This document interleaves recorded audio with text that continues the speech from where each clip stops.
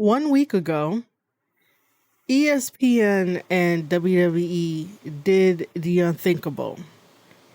Ladies and gentlemen, welcome to a brand new episode of the Square Circle Podcast with your host, Marie Shadows.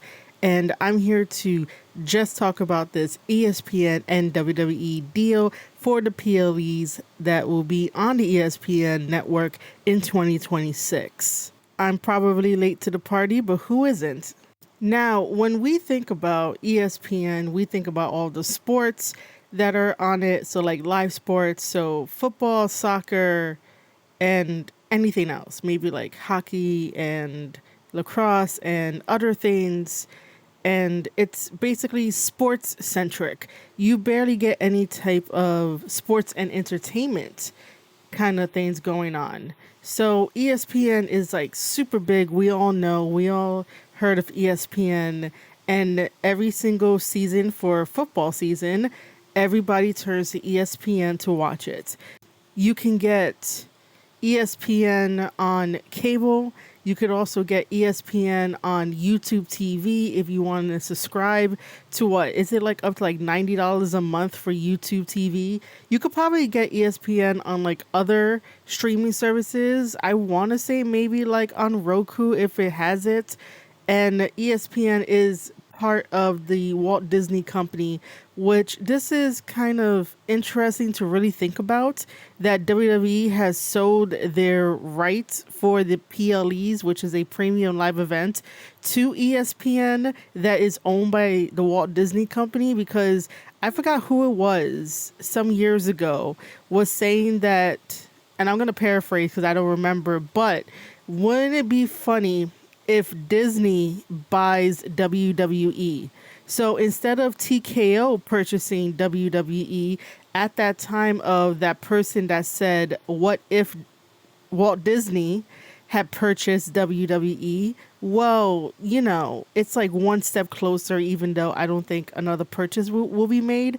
But just to think about it is kind of interesting, to say the least, that we're just a footstep away from the Walt Disney Company being like, hey, TKO, I know you paid a lot of money for WWE, but currently our subsidiary, which is ESPN, has the PLEs, but that means that we have the leveraging power. So here is our offer, and we want to buy WWE. Like, that could happen. Business is weird. Business is strange. And sometimes people in their bubbles on Twitter and on Reddit and everywhere else online, they think that they know how businesses work, but they really don't. Businesses tend to be very shady, and there's very, unethical decisions sometimes, and even ethical decisions, and everything is put under a microscope. And when it is put under a microscope, people just want to get on their high horse and say their opinions, whether they think that they are wrong or not. You can have an opinion, but you also have to back up that opinion with evidence and some at least good faith takes, to where you can voice those opinions about why certain things in businesses are wrong or certain things in businesses are good, but this can be the implication of it, even though it's good intentions. Sometimes people online think that they know more than businesses. Now, is WWE perfect? No, it is not perfect. No company is perfect. No company that you shop at is perfect.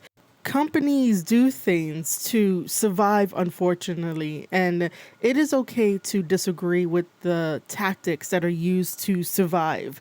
But if we did not create such a society where money is the be all end all of things, and if we did not create a society where we are always trying to one up somebody, fuck somebody over, and do it all in the name of, hi, look at me. I need you to buy from me, do not buy from them, in a very cutthroat kind of way. If we did not create a society like that, I do think that we will all strive. But this has really nothing to do with WWE and ESPN. Maybe it does, maybe it doesn't. But just the way that WWE and TKO, because it's together, it's TKO mainly.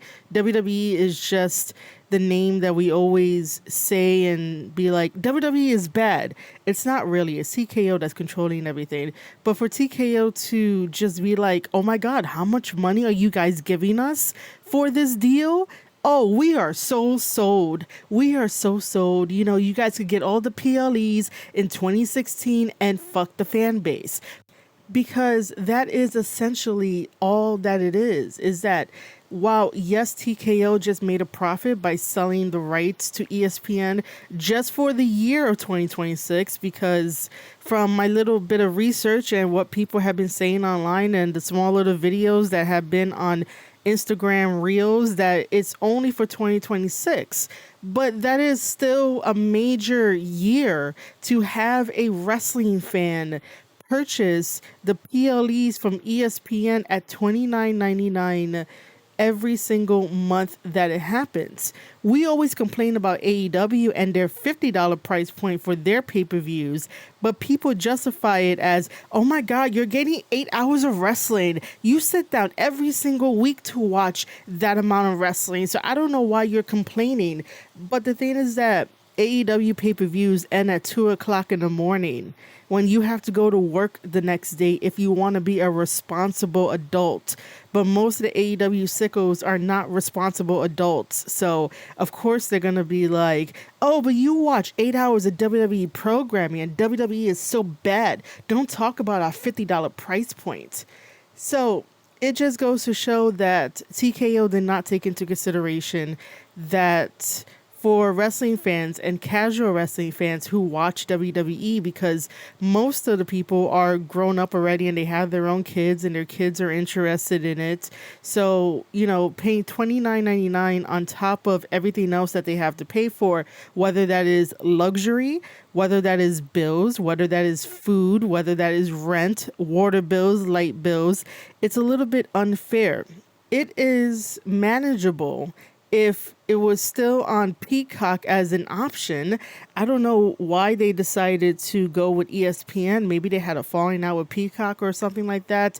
Or just put it on Netflix. Put the PLEs on Netflix. You already have the Monday Night Raw deal with Netflix. Just put the PLEs on Netflix. And Netflix will gain some more subscribers for people that have been on the fence about getting Netflix just for Monday Night Raw. Like, use things at your disposal. However, I do understand the concept of why TKO would give the rights to ESPN, because I think TKO wants wrestling to be seen as a sport, because TKO also has UFC and we consider that to be a sport because it's fighting, it's very raw, and it's in an octagon cage and these guys are going pound for pound for pound.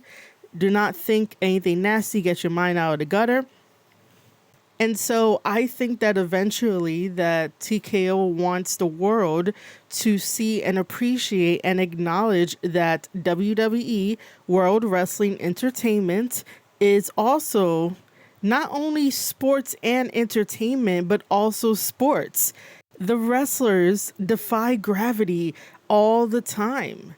And they defy physics and they defy everything else. They're able to do these amazing moves and fly around the ring and also submit their opponent and do technical grounding stuff. So it's a little bit of everything. It's a soap opera and also a little bit of everything that we have come to create in the world of combat sports. So TKO, I think, eventually wants WWE, World Wrestling Entertainment, to be seen as a sport.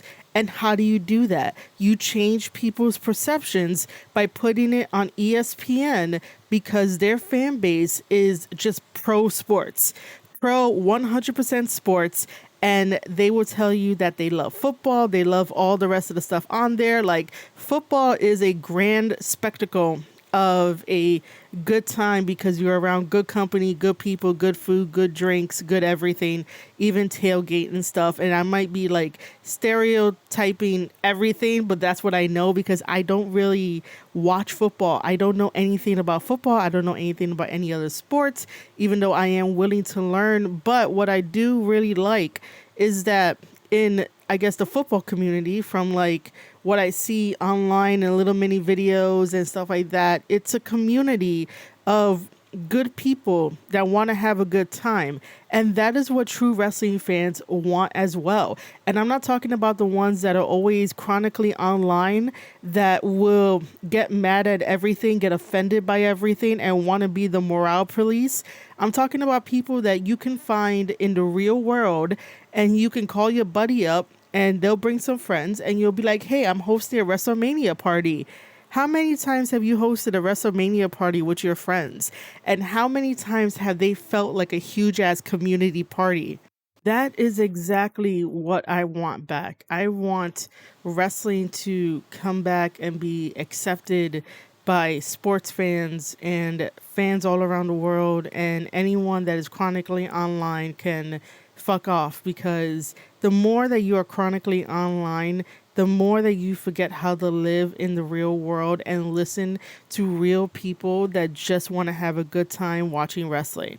Now, back to the whole ESPN and WWE deal. Do I think that these WWE pay-per-views should be $29.99? No. However, I did hear from certain people and just people in general, and looking on just a tiny bit more, that if you have YouTube TV, it is at no extra cost, I believe. Obviously not. And then I believe also if you have cable that comes with ESPN, that it's no extra cost. But somebody in the comments, you can definitely let me know if that is true or not. But if it doesn't come at any extra cost, that is okay. However, you do want to gain new fans to ESPN, so that way those fans could turn into UFC fans, those fans could turn into football fans, soccer fans, whatever other sports, basketball fans. But I think basketball went over to Amazon. I think Amazon bought basketball. Please let me know. I try to keep up with like most of the current events in sports, but I do know that ESPN was down on their luck for a little bit because basketball got sold off to Amazon, and basketball was like the biggest income service ever. So, someone let me know if I'm right in my timeline. Either way, I do not think that TKO understands the WWE fan base. The WWE fan base, 9 times out of 10, are just strictly there for WWE. They do not care about UFC. They probably don't care about any other sports. They will probably respect other sports. I hope so. But they do not care about any other sport other than WWE. So by doing this, you can sort of alienate some of the fans. But if that happens, that means that they were already falling off to begin with, and they don't have a good reason why they're falling off. They'll just blame it on something stupid. And then they'll be like, oh, I'm going to go watch AEW. And it's like, well, AEW is not as safe as WWE, but go ahead. You could go watch them. It'll be okay. But it would be nice if people can look within themselves and reflect within themselves why they're falling off of like not wanting to watch wrestling anymore. And it could be the fact that you're too much on Twitter, or things in your life are changing. If you could just be honest with yourself, it'll be a lot more easier, rather than being like, WWE changed. I don't know. It's so childish. It's so cringe. Oh my God. Like, no. There's something physically that's happening around you, because WWE doesn't really know you like that, to have that kind of effect on you.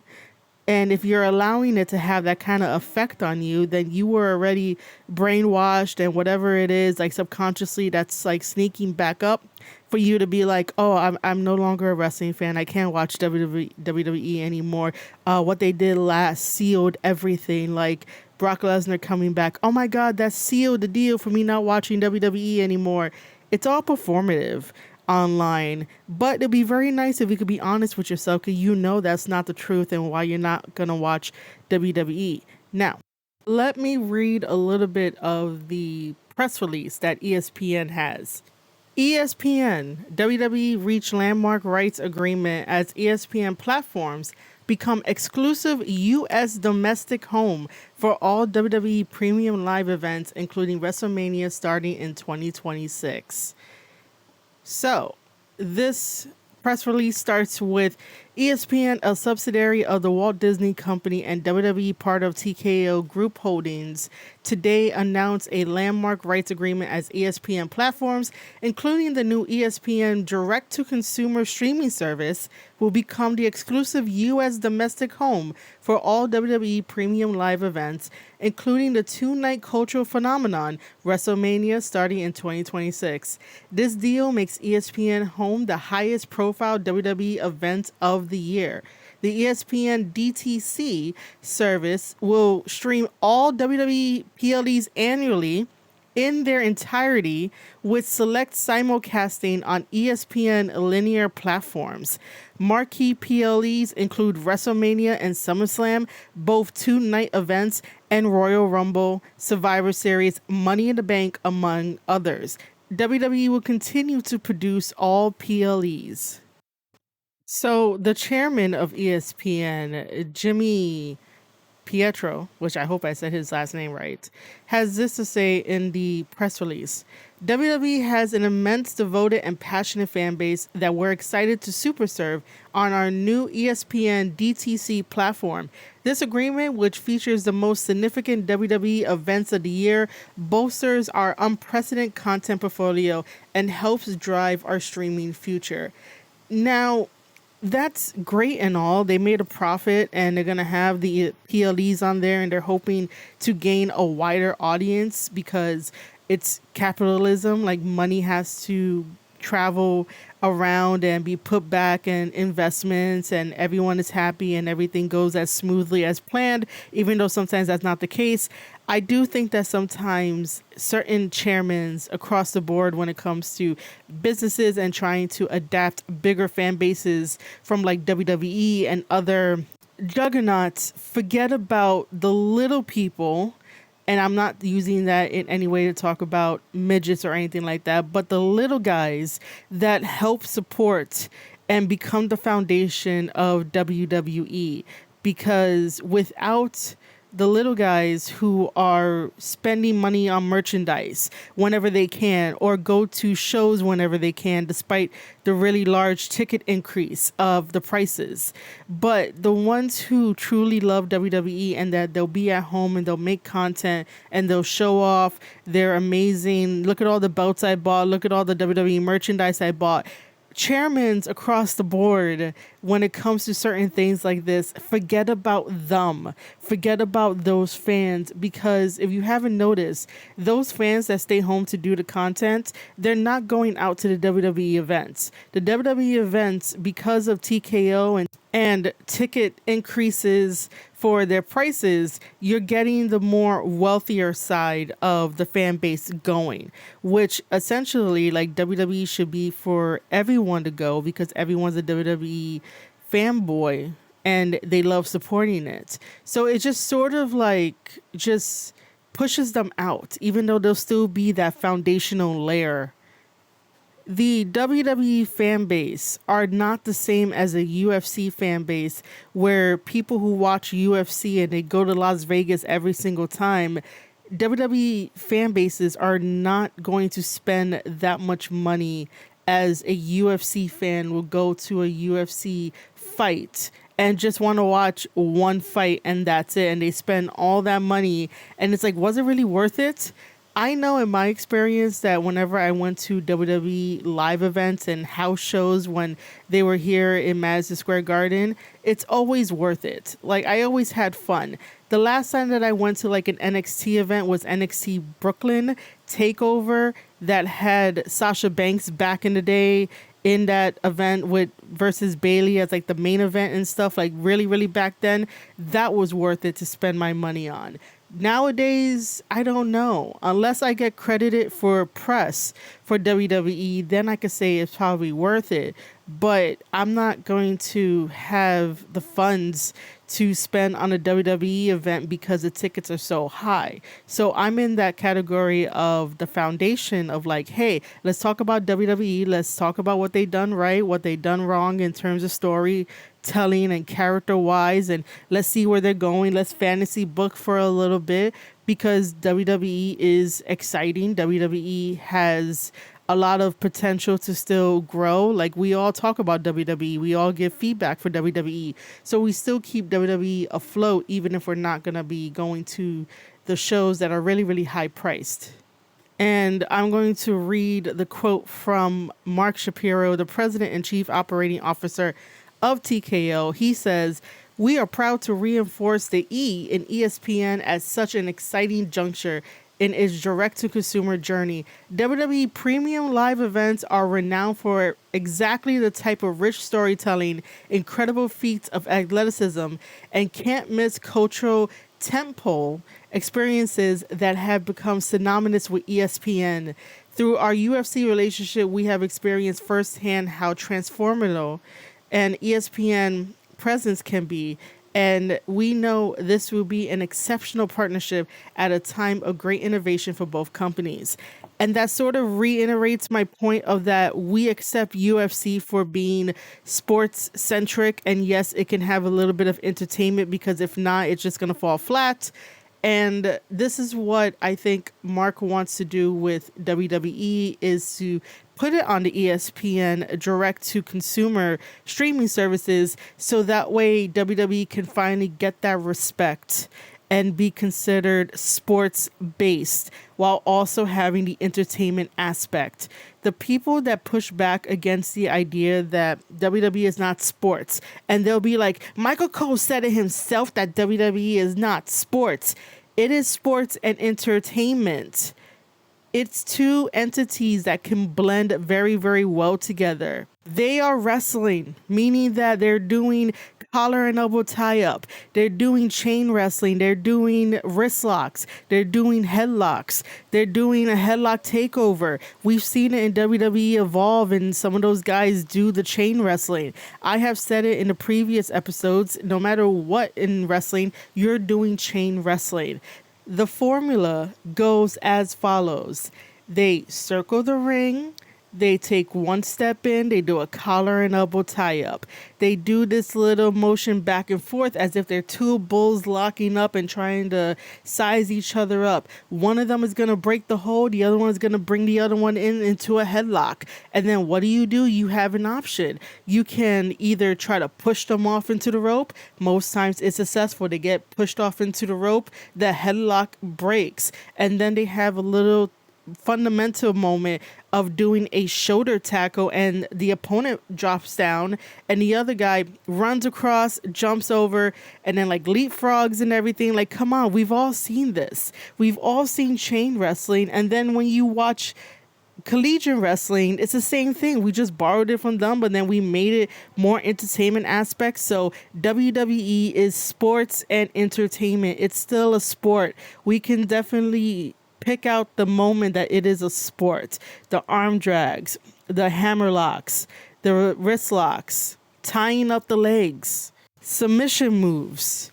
They're all wrestling. It's all sports. Just because we mix in a lot more drama, like 90% of the time, doesn't mean that the foundation of pro wrestling is forgotten. It's just that it's going to be very boring if all we have are matches, aka AEW. All matches all the time where people want to get their shit in, and there's nothing in between to let us breathe. Now, I do agree that sometimes WWE relies a little too much on just storytelling, soap opera dramas, but what was the biggest show in cable history for years? Jerry Springer. Jerry Springer brought everybody together as a community, and that was all drama with the fights, and that stood on cable for so long. So why can't WWE do the same thing and be very good at it by having both sports and entertainment and have your undivided attention? Because I do know that a lot of people across the United States watch Jerry Springer, and if you hop into the comments and say you didn't, I'm going to say you're lying, because everybody watched Jerry Springer. Everybody knew about Jerry Springer and the drama that unfolded and the reason why it stood so long on televisions and stuff like that. And if you come into my comments and be like, oh my God, that was so cringe, I'm just going to be like, you don't know life. Life happens. Some of that stuff turns out to be true in real life, and Sometimes it just imitates life, and it happens if you get out of your little basement. Life's, man. But yes, why can't WWE be both? Why does it have to be just wrestling or just sports for it to be considered and be acknowledged as sports and entertainment? Why can't it be both? Why does it have to follow the AEW path of like, this is wrestling, guys. This is where the best wrestle. And all of them are on the injured list. Yeah. Uh-huh. I am now going to read what Nick Khan, the president of WWE, has to say. He says, WWE's agreement with ESPN is a pivotal moment for our millions of fans across the United States, the leader in sports entertainment, partnering with the biggest brand in sports media. Bringing WWE's flagship events to ESPN's platform is tremendously exciting. We know the sky is the limit. Do you see how interesting this is worded, where he says the leader in sports entertainment, which is WWE across the United States and even around the world because it is World Wrestling Entertainment, partners with the biggest brand in sports media. Media is a general term. I think we can agree on that. But why I want to spotlight this is because, again, the concept of making WWE really acceptable and acknowledge that it's sports and entertainment, and that the sports falls under the sports media, because what did we create? Wrestling journalists, even though they all suck. And wrestling journalists and even sports media journalists are under that too. And sports media is a very umbrella term for all of the sports that are held within ESPN. And then ESPN has the Sports Center where they get to talk about and analyze sports. And what do we do as content creators? We analyze WWE. And what is WWE? Sports and entertainment. See that keyword? Sports. It makes sense that WWE is partnering with ESPN for two reasons. One, ESPN lost basketball, so they have to find a way to replace it. Why not replace it with the second biggest thing, or maybe even the first biggest thing, which is WWE? And number two is that it gets to be seen by a lot more people, and hopefully that acceptance can be like, oh, WWE is cool. WWE has always been cool. It's just that, again, you have the naysayers, you have everyone else that took to social media and anyone with a microphone to say otherwise, because it is the trend right now to be negative for your fan base, because your fan base that listens to you on a daily podcast or live stream, they want to be told what they already think about a certain product. So it's all psychology. If the majority of your audience and fan base, when they listen to your podcast, is WWE is bad, WWE makes all these horrible decisions, WWE is cringe, the women don't get enough time, there's not enough black wrestlers doing this, like if they come at you in your comments and they try to have some cultural kind of comments coming in and whatnot, and you reinforce that, then that is really bad. But then again, like I said, nowadays, the currency of staying relevant is to be negative and to tell your community what they already want to hear because they are already upset, rather than trying to put things into perspectives and trying to give people the benefit of the doubt of WWE knows what they're doing with the guys that they have on the roster. Like, for example, the women are doing just fine. They're great. And I know someone might point out, Marie said just fine. That's not good enough. They're doing good. Are you doing good? No, you're not, because somebody will comment, somebody will get offended, somebody wants to be a white knight to people that haven't really said, hey, I need help. Nobody over there has said, I need help. They have decided to create stories surrounding what the internet has said sometimes, but they don't really say, hey, I need help, to where the fans can feel obligated to help. The fans want to just say really random shit that doesn't make any sense. So the women are doing good. They are just fine. They are in the places that they need to be put into. And then also the flip side, or not even the flip side, the other side is that when commentators and people online are like, all the black wrestlers, when they talk about the black wrestlers are doing fantastic. They are in prominent roles. They are going after titles. Sure, they may not be winning all the time. Your favorite cannot win all the time, but they are being positioned in positions that they would have never been in so many years ago. Like you'll see them in some positions so many years ago, but it'd only be like a handful that you can count on your hand. But nowadays in 2025, they are all over the brands: SmackDown, Raw, NXT, Evolve. They're everywhere, and they're either carrying gold, or they're in a storyline where they get to get gold, or they are just trying to find themselves and their character.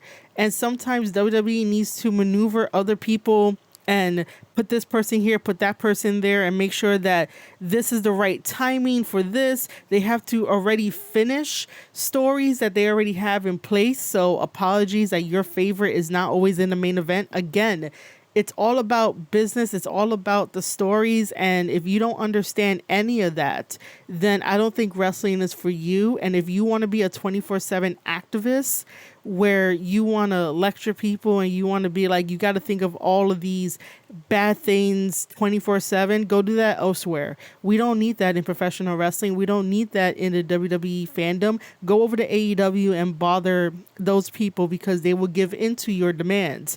But for WWE is doing fine with their roster, whether you want to agree with it or not. They are the ones in charge. The wrestlers are the ones that have the contracts. I would think that if something is not going right, they could always talk to Triple H. It doesn't seem like the WWE of old where it's like, can I talk to somebody? Can I just rant for a little bit without it seem like they're ungrateful? Like there are now stuff put in place in the new WWE where it's like, hey, I need a moment with you. Can I have a moment with you? Because I don't see where this is going. And Triple H will hear the person out. Somebody will hear the other person out. And you just work with it. How come no one is asking about Pretty Deadly?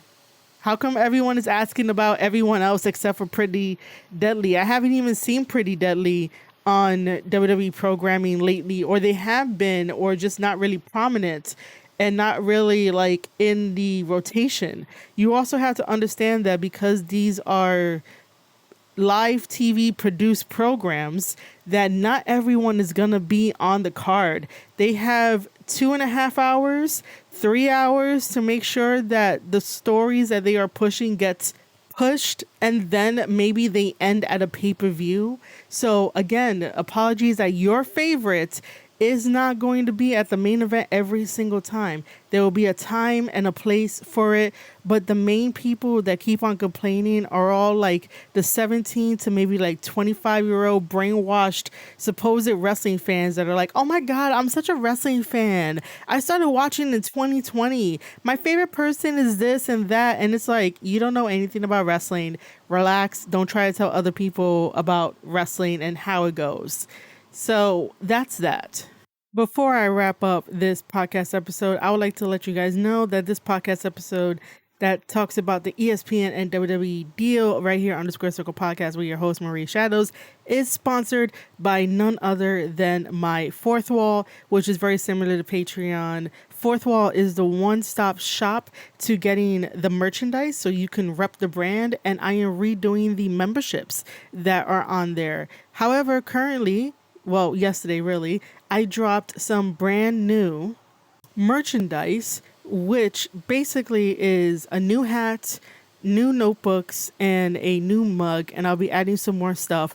The design for the hat is a 718 Deadass hat, which if you're from the New York area, you will know. If you're not from the New York area, you can also buy it if you want to. I will be having different area code numbers from New York and with different stuff on the bottom. But currently, right now, it is a 718 dead ass hat. So check that out on Fourth Wall. And then I decided to take the new Instagram name, Your Fave Marie Shadows, and put it on a mug. And I didn't realize how cute it was going to look. So I have that. I have the notebook that just has a 718 dead ass on it, and more stuff coming. There's also more merchandise, such as supporting Ringology series and also supporting the Crossroads interviews and editorial series as well. There's stickers, there's shirts, there's sweaters, and then all of my old merch is still up on the Fourth Wall website. I understand that not everybody wants to make a new account. I understand that everyone is so content with Patreon, but Patreon does not have my vision for what I want to do with merchandise and memberships and posting. And Fourth Wall is created by creators for creators. And Fourth Wall just takes a 10% flat fee whenever somebody purchases something. And whenever I cash out, it's only a 10% flat fee. Unlike Patreon, where I have to pick and choose the amount of fees that get taken out, which is between 3% to 12%. And that is really damaging to the content creator. And this is why we always say to support us directly, because those fees hurt us in the end. Fourth Wall also allows for a free account sign up, so you can get just the free stuff, but you're not going to get any of the stuff that's going to be put behind a paywall and you might miss out. Do I want you to miss out? No, I don't want you to miss out. So right after you're done listening to this, head to the description box below that is available on Spotify, on Substack, on YouTube, and now on Rumble, because I am now on Rumble. Look down to the description box and click on the link to Fourth Wall and support your girl Marie Shadows. I think enough time has passed for you sitting on the sidelines, and I would love for you to come into the family and take a seat with us and be on this journey and look at the things that I create on my own, because it is just a one woman, me, Marie Shadows, creating all of this. And I am very, very proud to create all of this and to share it with you guys and to hope that you still continue your journey with me. So Fourth Wall, the link will be down in the description below and also in the comment section as well. So that way you don't forget to go check it out. All new, brand new merchandise have dropped. Make sure to get the 718 Deadass hat and even the Your Fave Marie Shadows mug or any of the other mugs like the star rated mug, even the tumblers as well. There's a bunch of stuff that I create for the community that I think that it will be very, very enjoyable. So again, this podcast episode is sponsored by my Fourth Wall. Go check it out. I will be forever grateful for you guys to do so. Also, buying the merchandise and even getting the memberships and sending over any kind of super chats, or even on Rumble, the rants and the gifting of subscribers and all of that helps me elevate everything that I do for content creation. It helps me no matter what. With that being said, ladies and gentlemen, I hope you take the time to go and visit Fourth Wall, and I hope you take the time to just let me know your thoughts on this episode. Are you happy about the ESPN and WWE deal? Did any of this make sense? Do you have your own opinions? What would you like to talk about? I will be in the comment section to reply to everyone and anyone. Just please be respectful. And yeah, are you going to get a YouTube TV subscription just to get ESPN? Do you find ESPN to be very valuable to you as a WWE fan? That's what I would like to know. Are you going to support ESPN? Are you still going to support WWE when we head to 2026 and the PLEs are going to be on ESPN and no longer on Peacock? Do you think that this was the right move? What do you think TKO is thinking about with the fan base of WWE?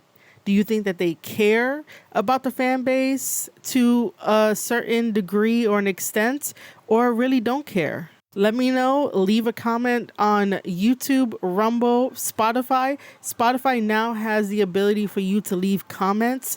And I am so thankful for the 84 followers on Spotify. If you're listening to this, thank you so, so much.